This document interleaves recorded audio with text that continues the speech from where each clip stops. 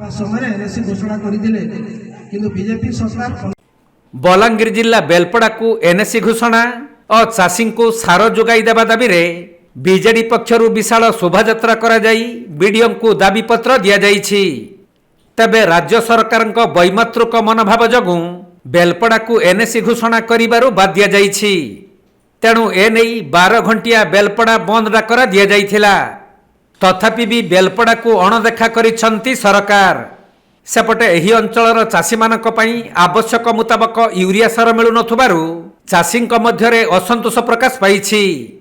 तेणु चाषी मानक पई आवश्यक मुताबक यूरिया उचित मूल्य रे जोगाई देबा सहित बेलपड़ा को एनएससी घोषणा करिबा दाबी नै आज शताधिक बीजेडी कर्मी माने एक प्रतिवाद शोभायात्रा करी बीडीओ को दाबीपत्र प्रदान करिसंती।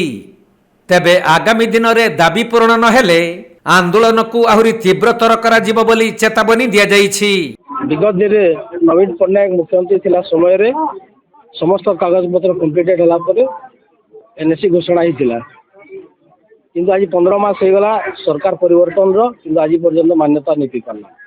एवं द्वितीय जिनिस हला जे आपण माने जानि थिबे विगत दिन विजु जनता दल सरकार थिला बेले श्रीयुत नवीन पट्टनायक मुख्यमंत्री थिला समय रे कौनसी एंदा दिन नैन जे चाषी मैंने 300 टका के यूरिया सार घेनिक चाष जमी नहीं देते कि दुखर कथा आज 800 रु 1200 टंका यूरिया सार है। तो आमर विशेषकर जिते चाषी भाई मैंने आज आईसन सारा ब्लॉक रु बेलपड़ा ब्लॉक रु समस्त गोटे दाबी रोचे जे बेलपड़ा ब्लॉक रे चाषी करबार लगी सार कला बजारी नहीं हो यथेष्ट परिमाण रे मिलू एवं उचित मूल्य रे मिलू एवं बेलपड़ा शीघ्र आज जे आम लिखित दाबी देछो वीडियो माध्यम रे सांगे सांग राज्य सरकार मुख्यमंत्री श्रीयुत मोहन चरण माझी सांगे सांग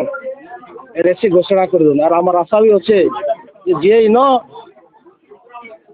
स्थानीय विधायक उपमुख्यमंत्री तांको द्वारा नहीं हुए न जनसाधारण जानीगले न बेलपड़ा अंचल एवं जे वर्तमान कृषि मंत्री आम तो कहबो से कृषि मंत्री बलांगीर पलसी बरिहांक रिपोर्ट कोणार्क लाइव।